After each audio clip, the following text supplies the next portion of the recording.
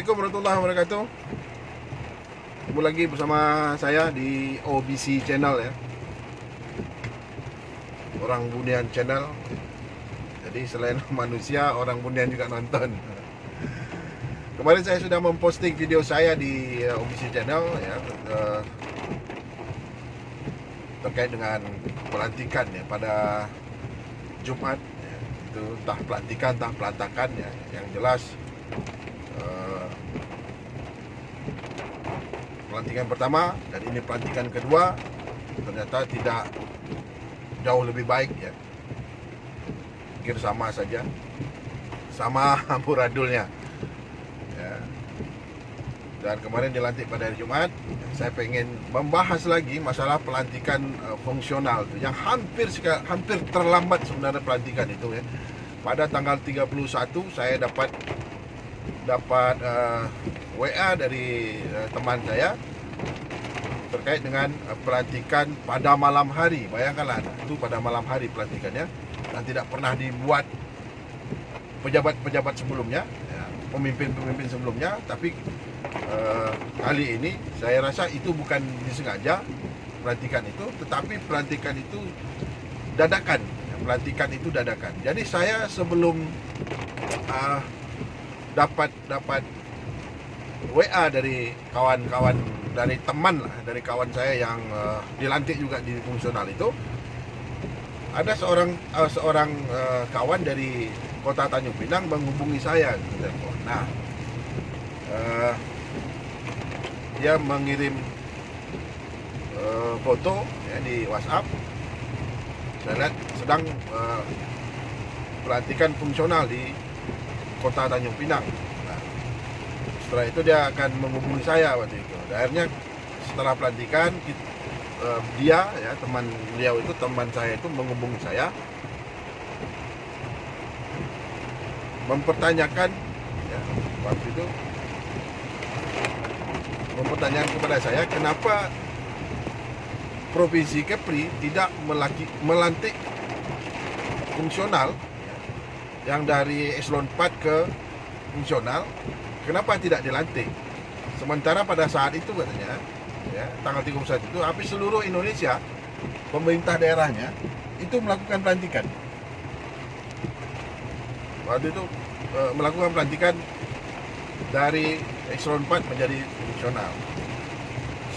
Setelah berdiskusi panjang ya, ternyata seandainya tidak ada pelantikan di fungsional di pemerintah Provinsi Kepri ya, dari eselon 4 ke fungsional, maka secara otomatis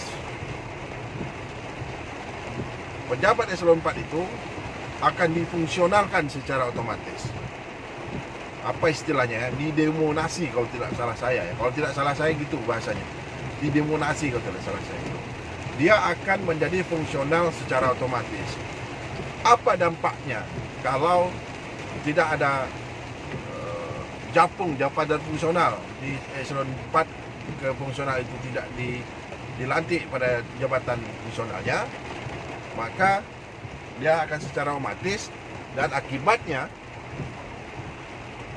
penghasilan pegawai itu akan berkurang.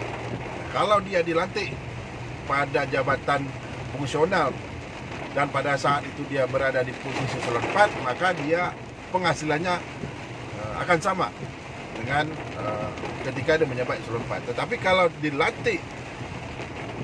tidak dilantik ya, sementara dia pada posisi eselon 4, maka bisa saja grade pada jabatan fungsionalnya akan turun. Dari 9 bisa saja menjadi 5. Kalau dia mendapat katakanlah 12, 15, bisa saja tinggal hanya 9 juta. Begitu ya. Itu kata teman saya. Jadi saya heran waktu itu. Memang belum ada pelantikan ketika itu. Ketika kita diskusi itu. Nah, setelah diskusi saya kasih tahu sama kawan-kawan yang ada di eselon 4 terkait dengan masalah itu. Saya bercerita apa yang kita diskusikan ya, antara saya dengan teman saya di Pemko itu.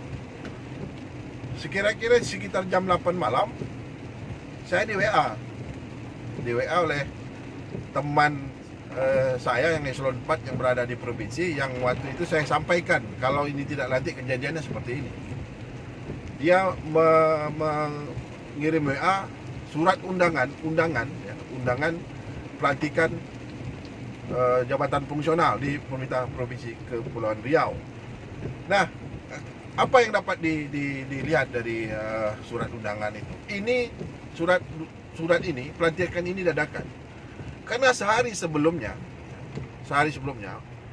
Pemerintah Provinsi Kepulauan Riau melakukan atau gubernur melakukan pelantikan eselon 3 dan 4 dan eselon 2.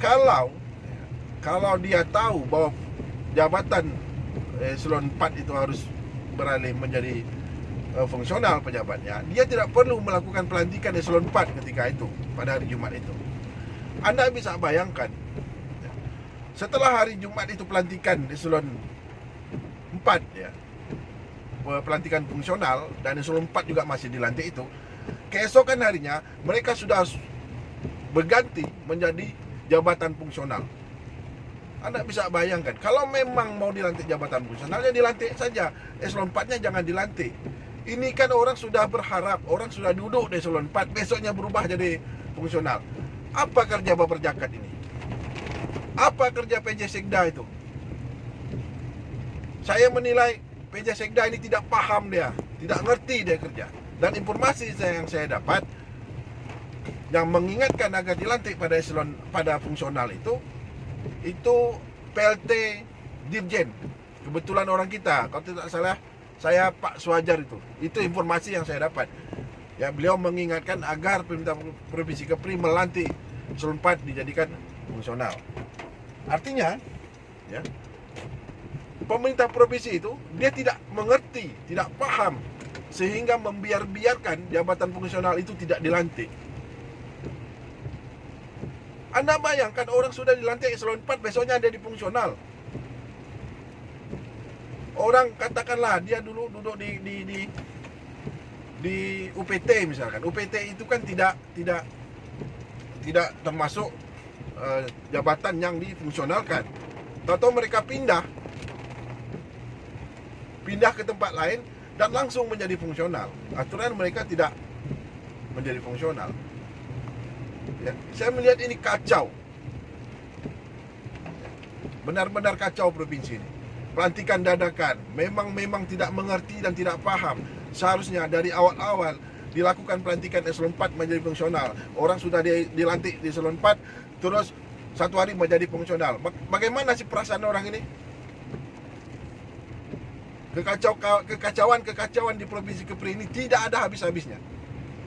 Ada lagi pemindahan eselon 3. Ada pejabat dipindahkan ke eselon 3. Sementara pejabat ini belum cukup pangkatnya untuk duduk di eselon 3A. Dia duduk di eselon 3B, terus dipindahkan ke eselon 3A. Jabatannya ini belum cukup, tapi dipindahkan. Bagaimana kerja Baper Jakat? Saya berkesimpulan, memang Baper Jakat, Sekda tidak paham kerja. Anda tidak mengerti kerja. Anda mungkin bisa mencari kesalahan-kesalahan orang. Ada teman saya dicari kesalahan, diancam-ancam untuk dilaporkan inspektorat. Apa kerja Sekda ini?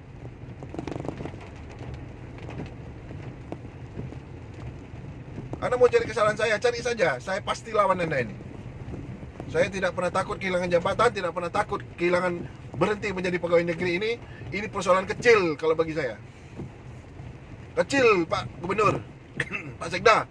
Kalau saya berhenti jadi pegawai ini kecil masalahnya. Ingat, Anda tidak akan pernah selamat ketika Anda pensiun nanti, Pak Sekda. Saya yakin ada orang-orang yang akan mengganggu Anda nanti. Yakin saya.